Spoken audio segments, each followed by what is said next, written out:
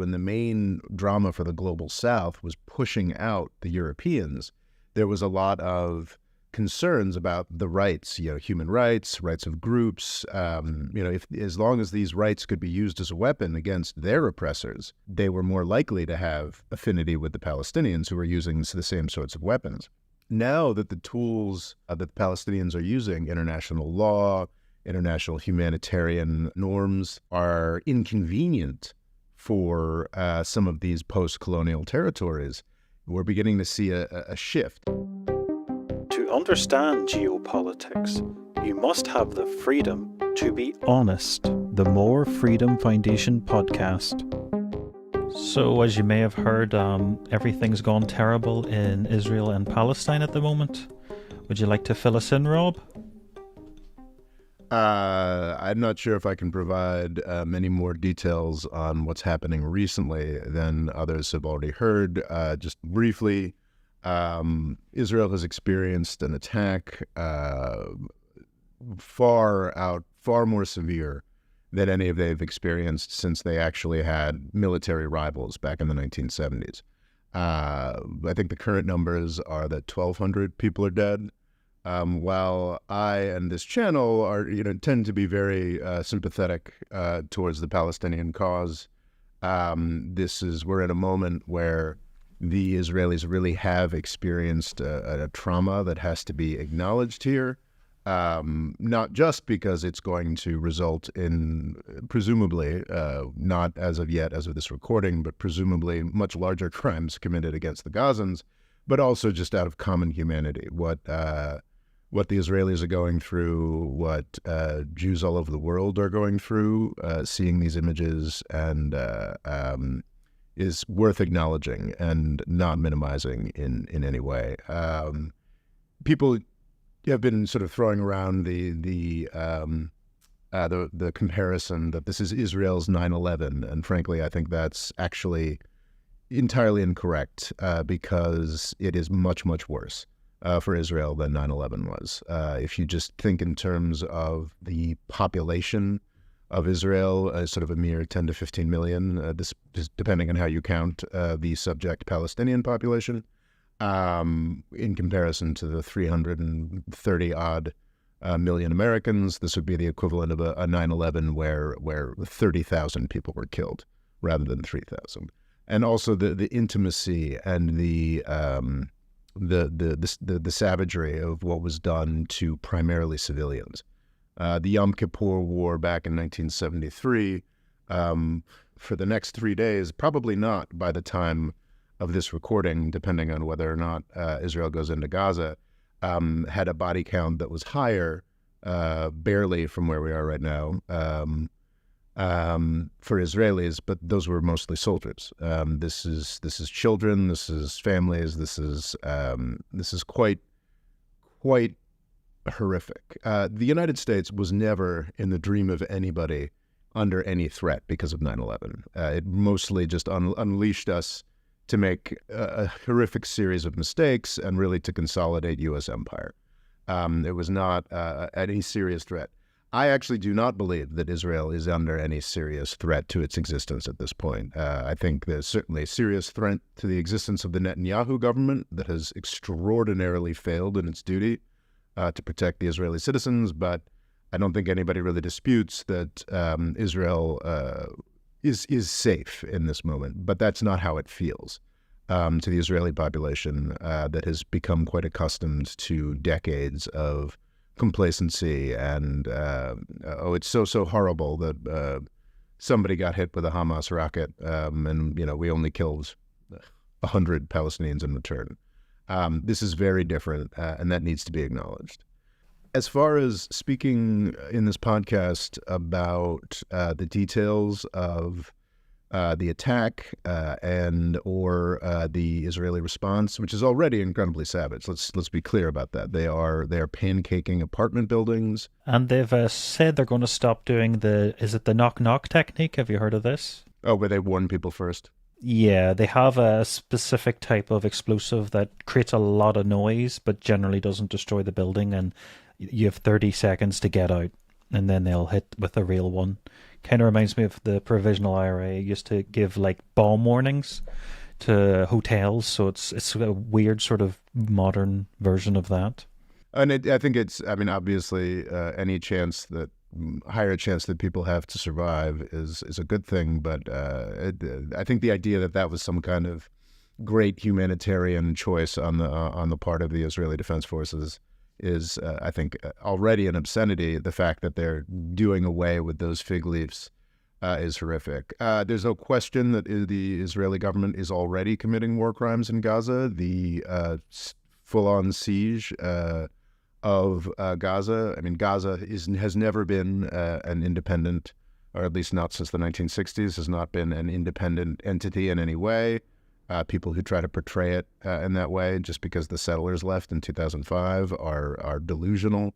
And the Israeli government has cut off all electricity, water, and food shipments to Gaza. And one horrible statistic is about half of the population are under 18, Yes. so there will be a hell of a lot of children suffering because of the water and electric being cut off. So I would never want to minimize the crimes that have been committed against Israel in this instance. They are, as someone who's frequently belabored the point that there's no proportionality here, and that Israelis are killing at least dozens in return for one. I mean, that's not the case here. Israel has suffered an incredible loss.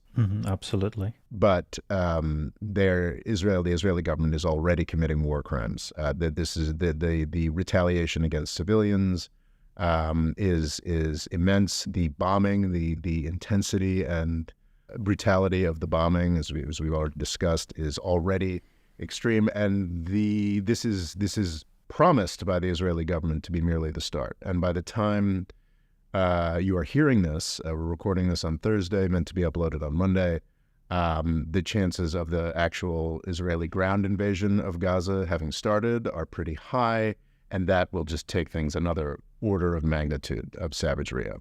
But we can't really speak too much of this. It's this will not be current by the time you hear it.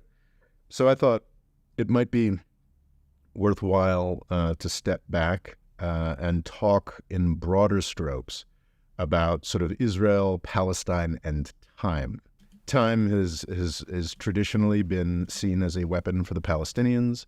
As you mentioned, Gaza is nearly half children. I think a sort of traditional meme or thought about this conflict is that the Palestinians are just going to breed the Israelis out. It's impossible for them to maintain. And I think we've learned pretty conclusively that that's not the case.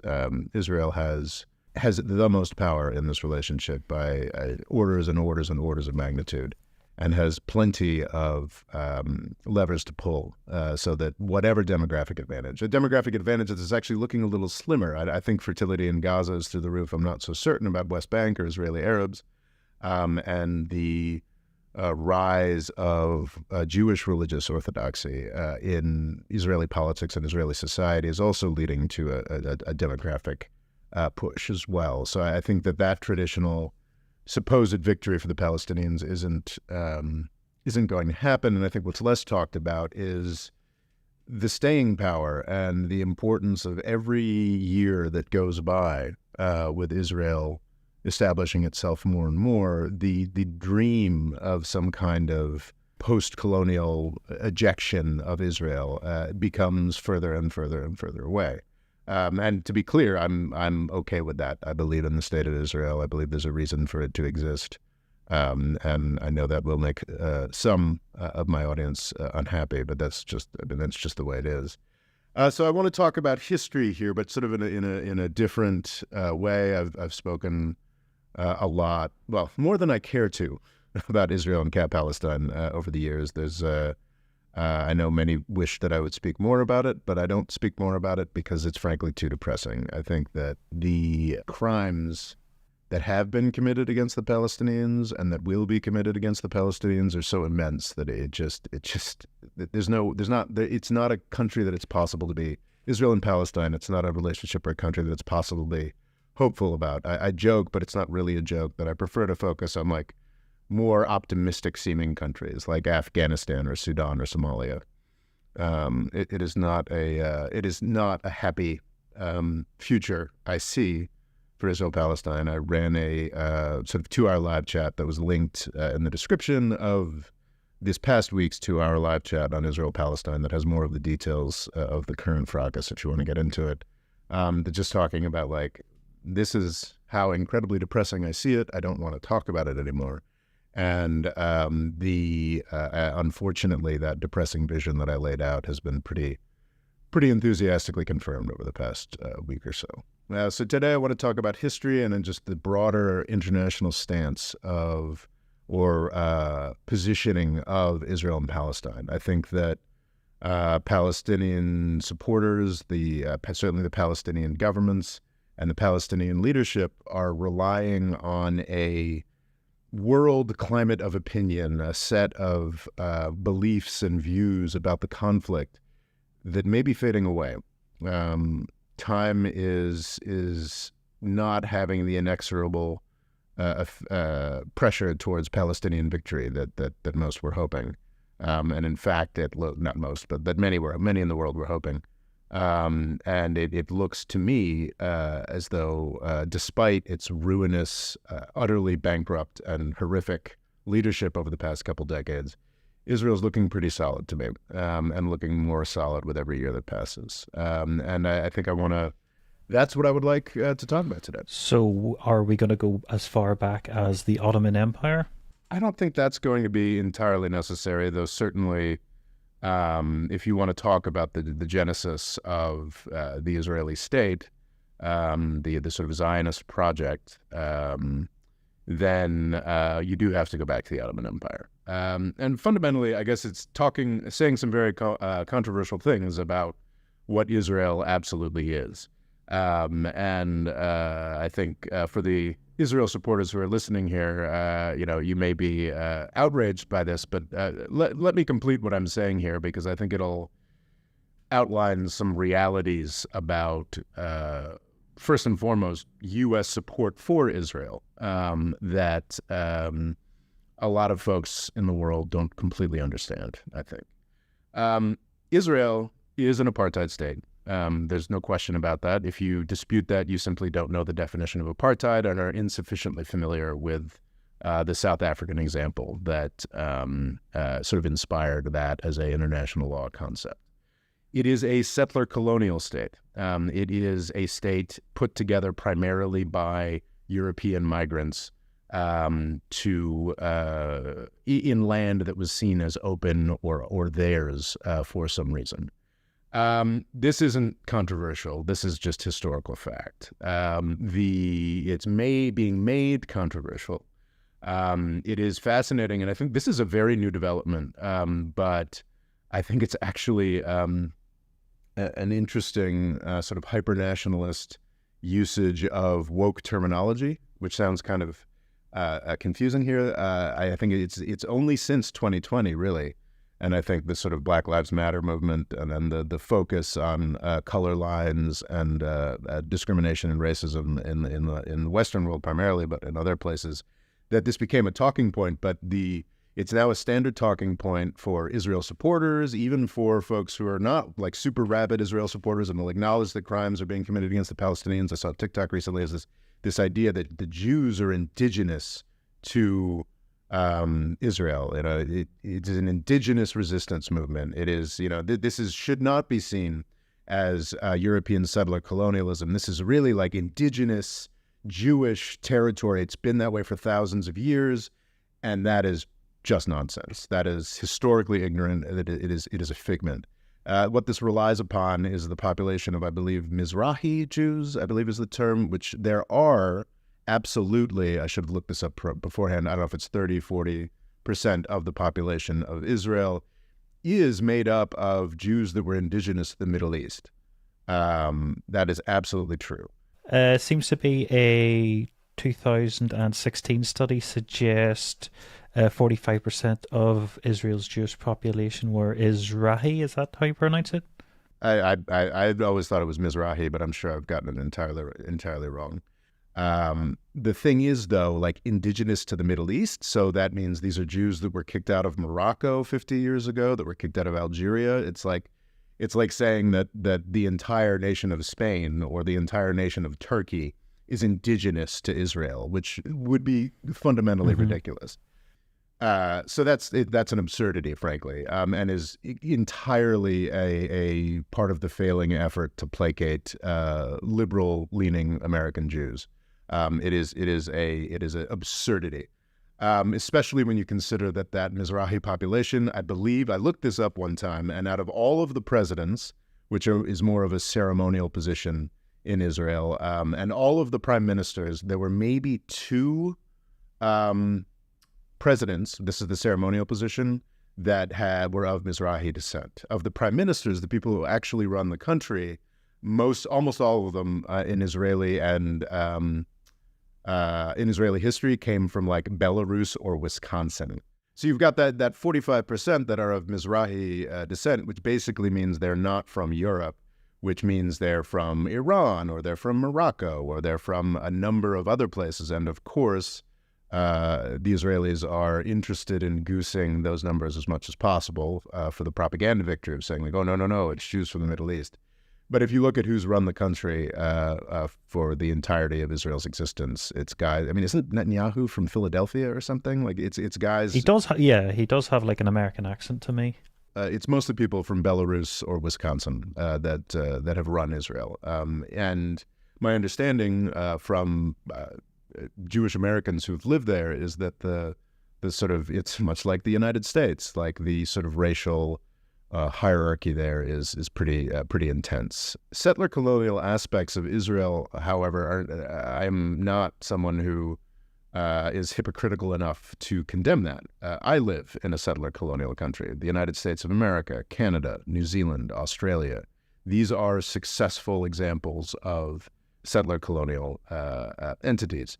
There are many examples of unsuccessful settler colonial entities, and part of the reason why the global South, why all of the countries that experienced the intensity of colonization from in the 19th and 20th centuries, and the joy, the vigor of being part of independence movements towards the middle and end of the 20th century, have always had this affinity with the Palestinians, because there were many settler colonial projects, specifically in Africa, lasting until I was alive. I believe, Rhodesia finally gave in to, became Zimbabwe in like 1980. I was born in 1979.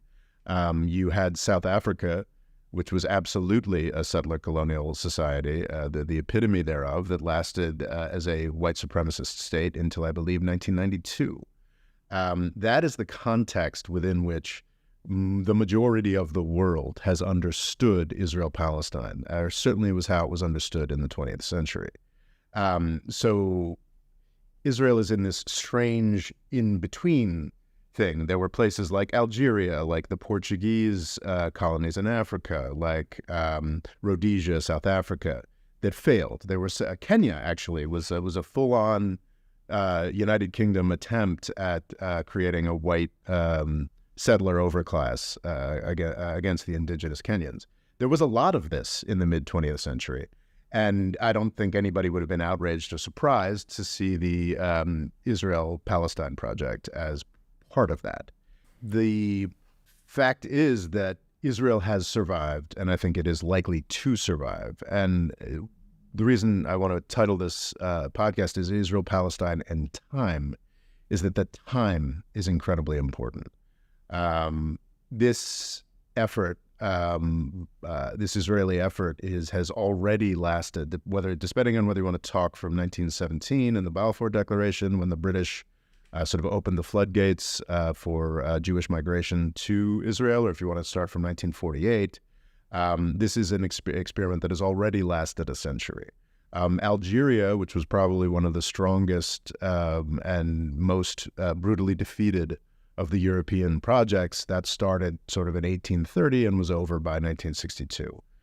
So the Israeli project has already lasted much longer certainly much longer than any of those British examples, Rhodesia, South Africa, and it looks a lot more vigorous than those projects did. So I think it's actually likely to survive.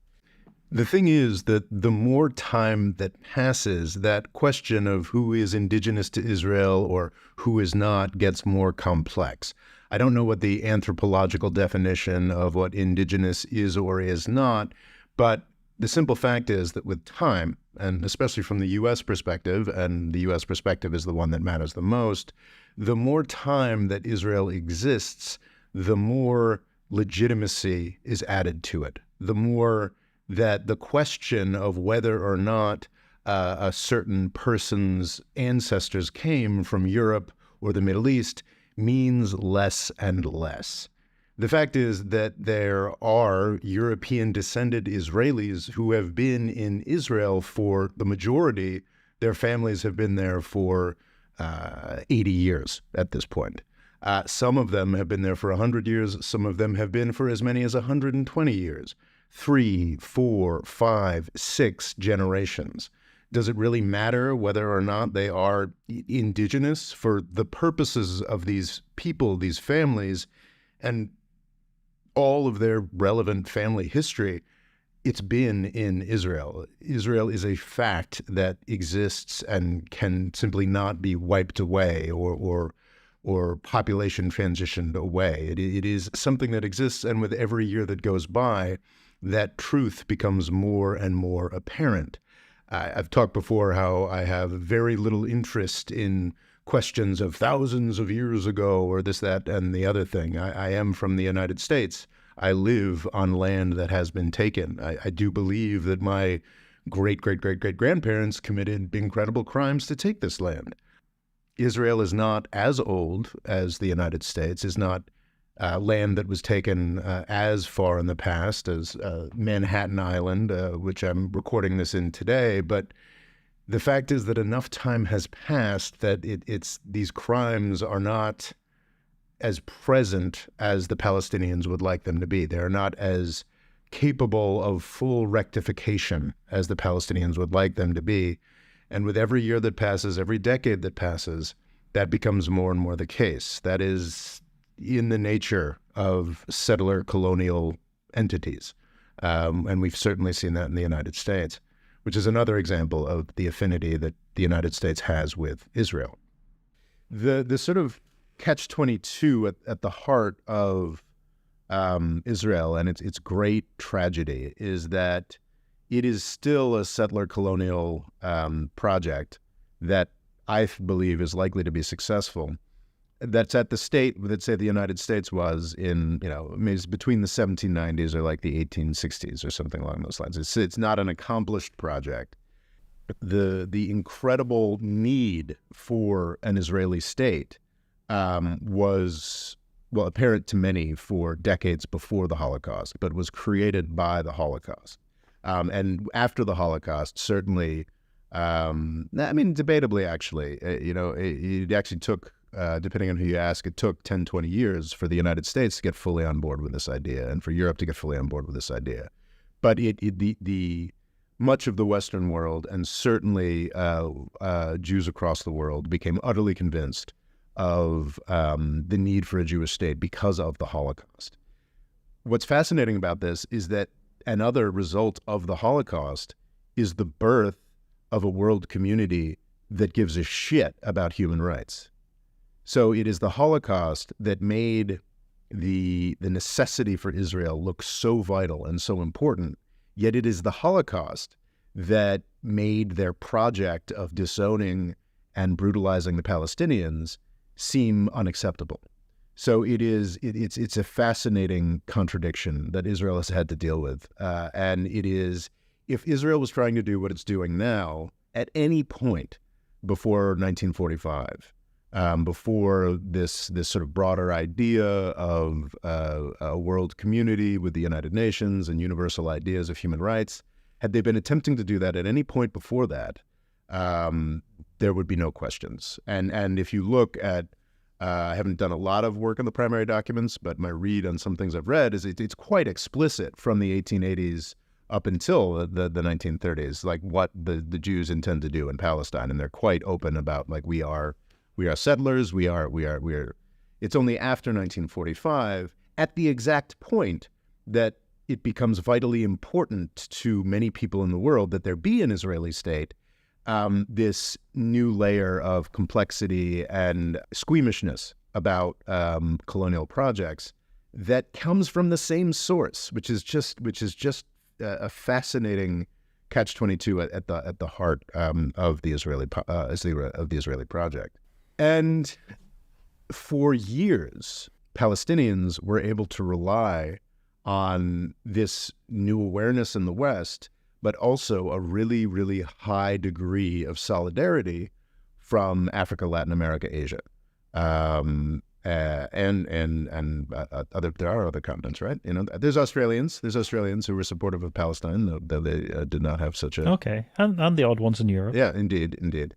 I believe that world is fading away. And I think that's probably the most important message I want to convey today. I think that... Are people becoming less empathetic with Palestine? Is it just because it's gone on so long, or is it purely because of the recent events that have taken place being so barbaric? I think that there's always been a tension between support for Palestine and the squeamishness about some of the tactics adopted, I think largely out of desperation by some small groups of Palestinians. This is a game changer in a lot of ways, the severity of this particular attack, but I don't think it's like a new, changing everything thing. What I'm talking about is a broader dynamic related to the passage of time and really the end of the directly post-colonial world. If you're on a U.S. college campus, we're living in post-colonial forever. That's all that matters is, we've got to, talk about colonization and, the evils of white people, et cetera, et cetera. And I think there's certainly some scope for that. I think that as an analytical framework, I think it makes a lot of sense. But as the post-independence countries are developing decades and now a half century, importantly, places like India, we're coming up on 80 years now, of independence, these countries are developing in ways that make them less reflexively sympathetic towards the Palestinians. It's frankly, it's people dying, Rory. I think a really fascinating thing I thought was just the leader of the West Bank is Mahmoud Abbas, I believe his name is. He's 87 years old. This is a guy who lived most of his life in the 20th century.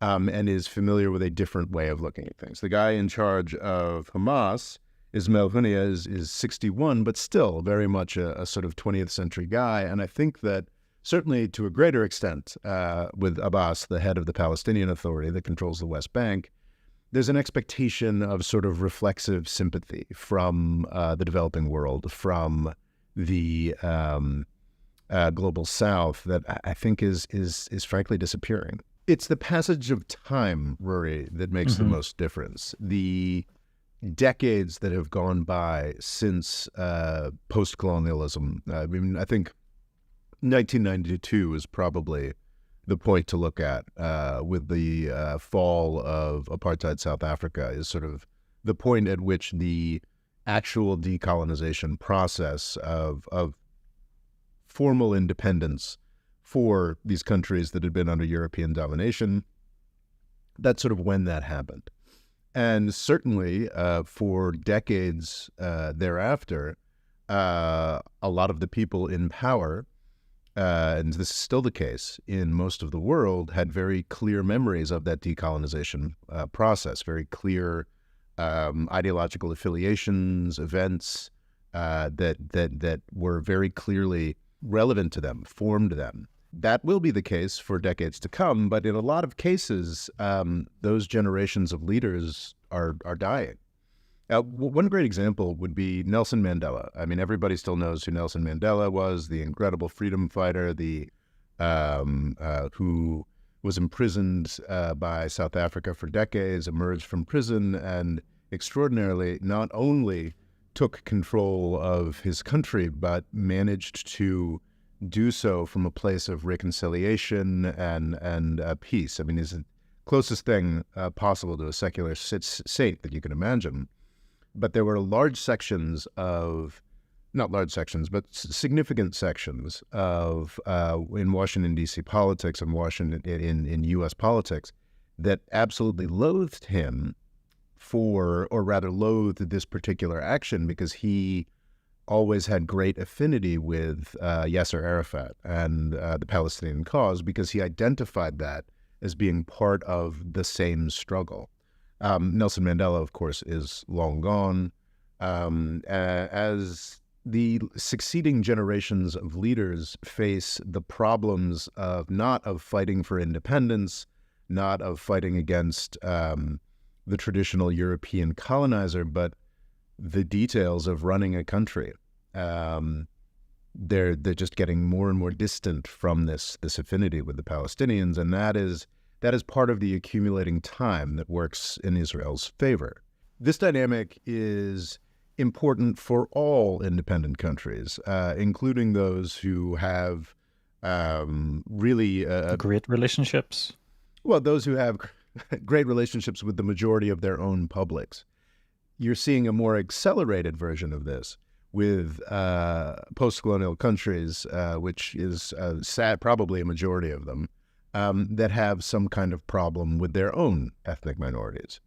So in the context of still struggling, when the main drama into the 1980s, when the main drama for the global South was pushing out the Europeans, there was a lot of concerns about the rights, human rights, rights of groups, if as long as these rights could be used as a weapon against their oppressors, they were more likely to have affinity with the Palestinians who were using the same sorts of weapons.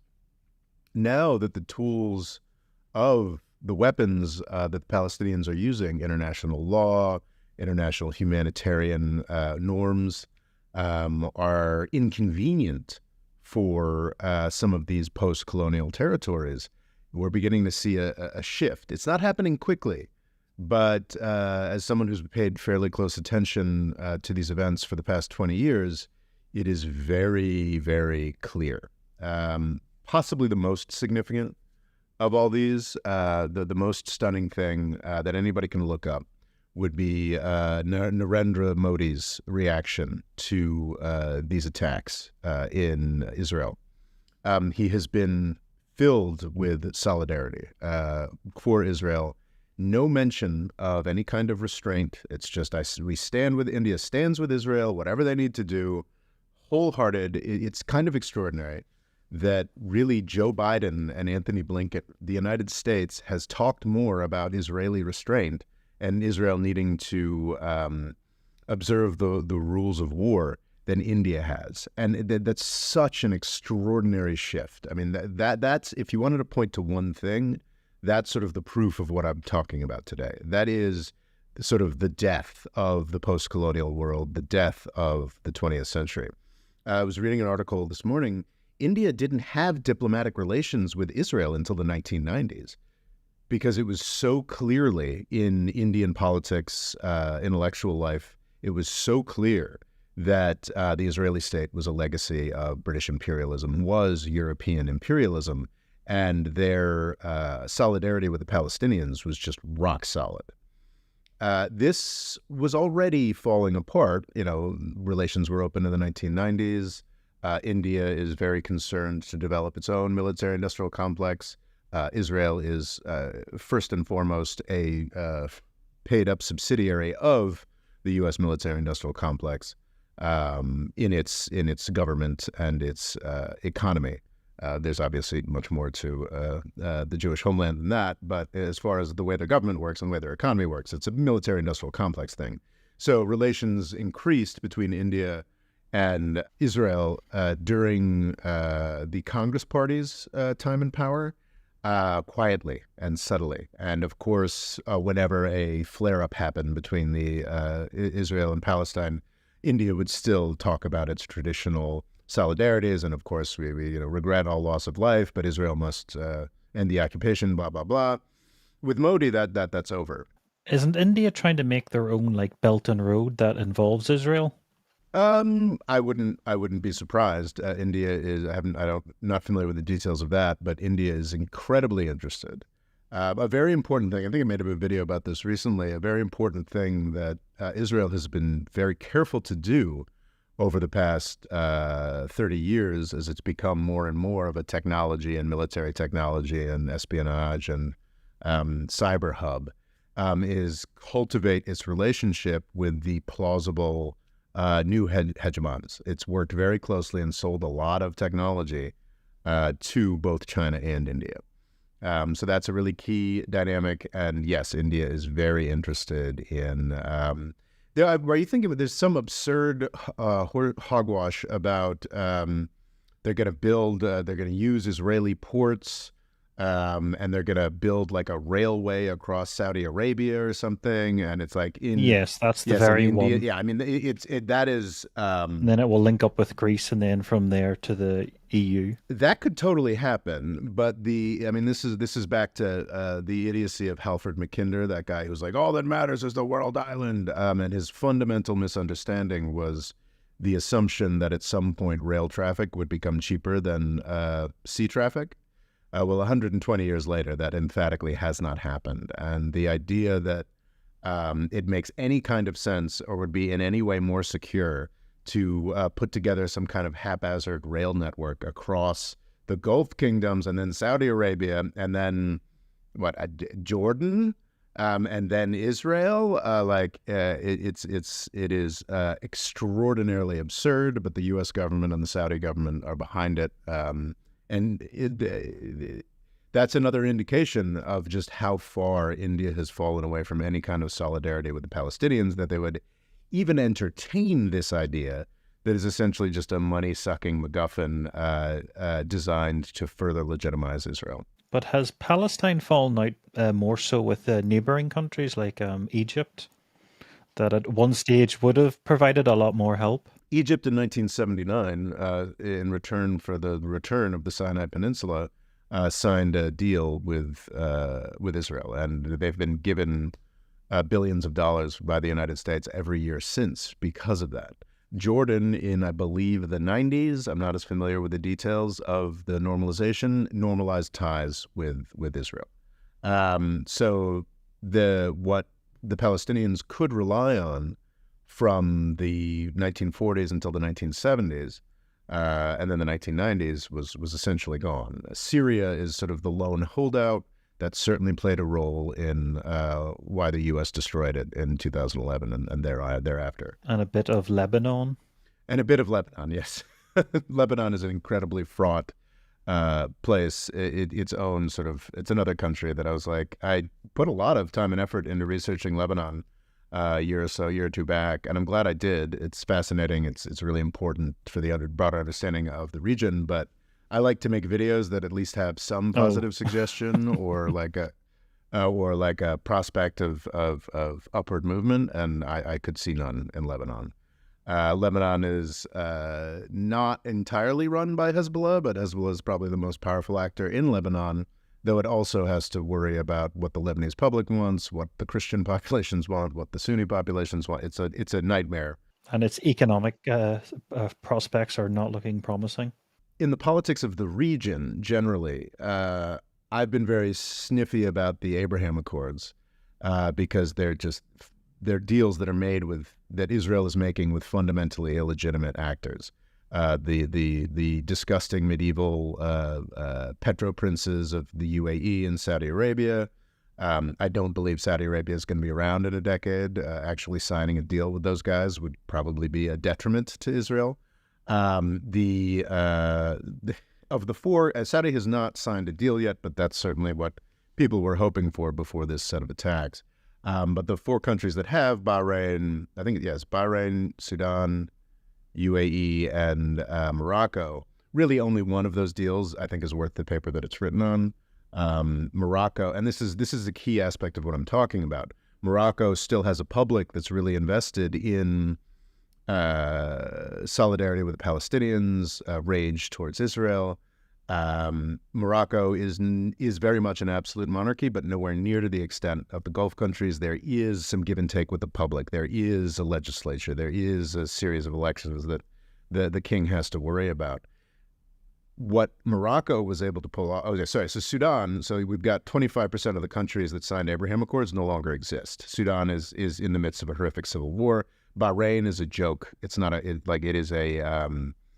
is a Saudi-occupied country, essentially. And the UAE is unserious for a range of reasons. Morocco's a real country. Morocco's a real country with a real public that has to be satisfied to some degree, a real government, and it signed a deal with Israel, to the rage of, no doubt, of generations of Moroccans. But they were able to do this because they got something in return, and that's the key detail here. And is very important for India. The idea of solidarity with the Palestinians becomes less attractive when you've got your own population that you want to repress. What Morocco got in return for signing this accord with Israel that was satisfying, I believe, to a degree, to the Moroccan public, was international acknowledgement of Moroccan annexation of some territory they took back in the 1970s, specifically Western Sahara. And the U.S. said, okay, that's okay. And that was a incredible victory for Morocco that the king could go to the Moroccan public with. Not that, again, it's still an absolute monarchy, it's mostly absolute monarchy, but he could justify what he'd done because he had also racked up a huge win for Morocco. And that's the dynamic, that's the key of the most significant. It's all about making deals. Yeah, and that's the key. That's the most significant aspect of India's sort of abandonment of Palestine, and that is the fact that India's got a large Muslim population that the current government doesn't like much. This sort of global South put upon solidarity with Palestine seems to mean a lot less, especially when Palestine is committing atrocities that can be hung around. Some Palestinians are committing atrocities that can be hung around the head of India's own Muslim population and be used to demonize them. And that's like, you see this over and over and over again. Turkey, quite vehemently, as part of its Islamist push in the 2000s and the early 2010s, because at the same time, that Islamist push was working very hard towards peace with the Kurds in the country. And as part of that solidarity, they worked very hard to capitalize on very real, not Arab, but Muslim solidarity with Palestine in the Turkish public to create a series of incidents between Erdogan and Netanyahu specifically. Since 2015, the Kurdish question in Turkey has become much more open and violent again. So Erdogan is reverting to the foreign policy choice of his erstwhile secular rivals of bonding with Israel over repressing a population. This is what happens, and Turkey, to be clear, I would argue, was never really fully colonized the way most other countries were, but it certainly has some fraught relations with Europe, to put it lightly. And that's like, you can go down, I mean, so many countries have these concerns. Sri Lanka is a country that is very traditionally has a lot of solidarity with Palestine, but the Sinhalese, I believe, majority spent a while repressing the Tamils, and it just a surprising number of countries that Palestine used to look upon as their natural allies are facing the challenges of independence, running their own countries, and because of that are falling away from sympathy with Palestine. Do you see any chance like Hezbollah would get involved, or are they just going to look scary at the border and have the odd skirmish? I see a very strong possibility that Hezbollah could get involved. That's the huge question. As of this Thursday, recording Thursday, it'll be up on Monday, there's absolutely been shots fired between Israel and Hezbollah. But there is a certain balance of terror, a certain deterrence that has existed between Israel and Hezbollah since 2006. Yes, some rockets can go back and forth. Some militants can cross the border.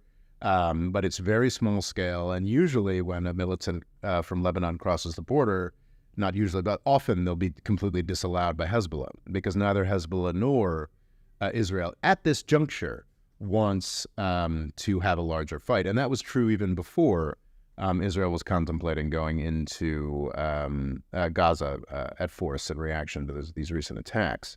It's been fascinating to watch the way that the United States and Israel in this juncture, in the aftermath of these attacks, are really, really, really concerned to tell everybody that Iran and Hezbollah had nothing to do with the attacks, which is fascinating. Hezbollah and Iran. Hezbollah, by the way, is a militia in Lebanon that is, I think, according to Washington, D.C., everything that happens in the Middle East is a fault of sinister direction direct from Iran. That is not true. Hezbollah, however, is, to an extent that surprised me when I finally got down to researching them in depth a couple of years back, really is directly controlled by Iran. So if Hezbollah gets involved in a serious way, we're talking about war between Israel and Iran. We're talking about the U.S.'s next $1 trillion Middle Eastern war. And I am terrified, Rory, that is a prospect. That is something that could have started by the time this recording is uploaded. But what's fascinating is watching how badly every actor is trying to avoid that, other than Hamas.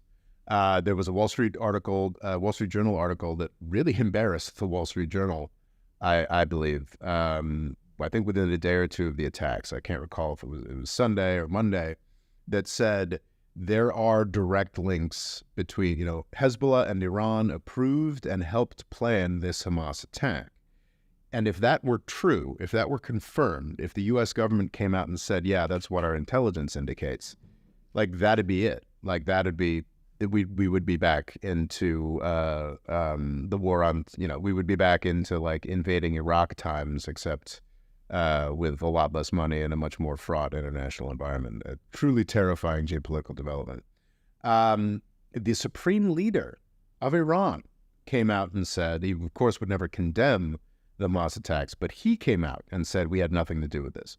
The U.S. government said in response to that Wall Street Journal article, we've seen no indication that this is the case. The Israeli government has come out to swear up and down that Iran had nothing to do with it. Would that not be part of why it was such a surprise that there was so little people involved?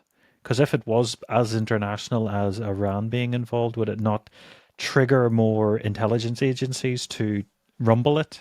Exactly. I think that's a key point that I saw someone else making on Twitter. It's a really, if Iran, I think the assumption is that Israel and the United States have so penetrated Iranian and Hezbollah networks that there's no way that something like this could have happened if Iran and Hezbollah were as involved as the Wall Street Journal claims. So that is, I think that's a very key point. Hamas was able to organize this on this level. To be clear, absolutely with Iranian arms. I don't think anybody disputes that. And also arms stocked up, no doubt, over years, if not decades, by support from the whole Arab world as well. But it seems likely to me that a small core of folks were aware of what was being planned there, and they relied on the ability to have essentially a horde of young Gazan men to eagerly find out about it the night before and go hell for leather. A truly horrific attack that took a surprising amount of time for the Netanyahu government to crush. Well, they think they deliberately picked a time when there has been a lot of divisions in Israel, and there were some people saying, "Oh, if something bad did happen, I wouldn't call up to the army." And there was pilots talking about striking, and there was also a religious celebration. So obviously, it's been meticulously timed to cause the most amount of damage, sadly. And it has. And I think to some extent Hamas has gotten what it wanted so far. Absolutely part of Hamas's calculations are that as savage and horrific the cruelty of what they did was, Israel is almost guaranteed to retaliate in a vastly more extreme way. Just to give a bit of context, Israel has claimed that it has dropped 6,000 bombs on Gaza as of recording. Jesus. And Gaza is essentially it's all city. More or less. I've heard some criticism. It's not quite, but it's a bit kind of like Manhattan. There's some parts that aren't as populated, but it's one of the most densely populated parts of the world. Yeah, and they're not bombing the open fields in Gaza. They're bombing. So Hamas has sort of relied upon that, but I do feel that Hamas, less than the Palestinian Authority, which is mostly just hapless and not involved in this, mostly just dealing with stepped-up ethnic cleansing by the current Israeli government.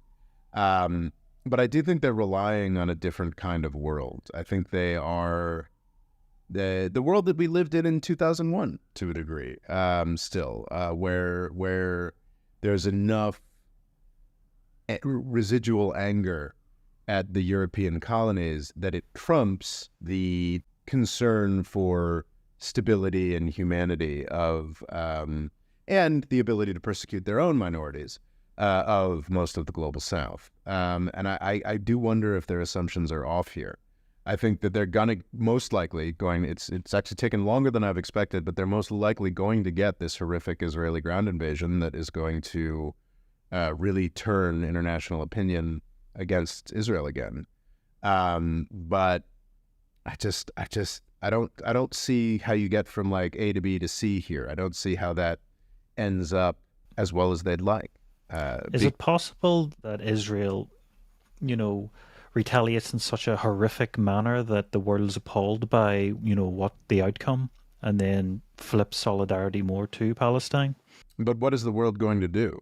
The only country that's really capable of international action would be the United States, and we're certainly never going to turn on Israel. Yeah, I mean, Hamas is just a pretty brutal, evil organization that I think did make an accurate calculation that the Palestinians were being forgotten. This whole Abraham Accords process, combined with Iran and Saudi Arabia also going for normalization, means that the whole premise of both the Trump and Biden administration's Middle East policies are screw the Palestinians, we don't have to think about them anymore. And Hamas has guaranteed that we're thinking about the Palestinians again. But I feel like they will be disappointed. And doesn't Hamas only have about like 30% of the votes, but it manages to, because it's got that far, it's able to then to get 100% of the power. Well, so they're not even that popular, but yet they're going to cause horrendous misery. Yeah, Hamas is a sort of one vote, one time situation. I believe it was in 2006 or 2007. There was an election. Hamas won, I believe, a majority in the Palestinian parliament. I investigate the minutiae, then fought a short war against the Palestinian Authority, their rivals that cooperate very closely with Israel and run the West Bank. And there hasn't been any kind of election or any kind of popular indication one way or the other how many people support Hamas since 2007, I think it was. So yeah, we're talking 16 years ago. The Gazans are absolutely hostages to Hamas and its wishes and its policies. But let's never forget that, for about a week out of every decade, Hamas is the most evil, most destructive, most destabilizing actor in Israel-Palestine. And then for the other 9 years, 358 days, it's the Israeli government. Because I think they don't really have free ports, essentially. They don't, although this region is along the coast, they don't really have access to the wider world from that. Everything is controlled by Israel. Mm-hmm. And they don't really have an airport either. Yeah, that was what the big tension was between Turkey and Israel. A bunch of Turkish activists tried to bring humanitarian aid and possibly some weapons. I think there was a lot of Irish involved in that one too. I remember them showing the weapons, which were kitchen knives. They were attempting to bring resources too, and the Israeli special forces slaughtered like 10 of them. And that's an important thing to realize about the Gaza siege, is it has been going on I mean, it's a teenager now. It's been going on since 2007. Yeah, it's a pretty horrific situation. Open-air prison is a fair description, and now it's an open-air prison that's being indiscriminately bombed. It really does seem like something out of a dystopian sci-fi film. And for once, and unfortunately, I think this will probably add to the legitimacy of Hamas in some circles. For once, Palestine, the Palestinians have managed to inflict some kind of horror movie retaliation in return. But it's been a long time since there's really been any of that. And certainly it's been half a century since there's been anything on this scale, if ever. So it's incredibly, incredibly grim times, but I do feel like that the supporters of Palestine are relying on sort of a climate of opinion, relying on a sort of decolonial era that's kind of ending. Like the 20th century is ending. The century in which I became an adult is becoming less and less relevant. And I think that story of decolonization and local independence that Palestine relies upon so much for its continued existence and ability to make its opinions felt. I think that may be fading, and that's, I think, something to pay attention to. The More Freedom Foundation is also available on YouTube and TikTok. Rob's Twitter is RobOLaw, and he's also written a book called Avoiding the British Empire: What It Was and How the US Can Do Better. And music provided by Kevin MacLeod.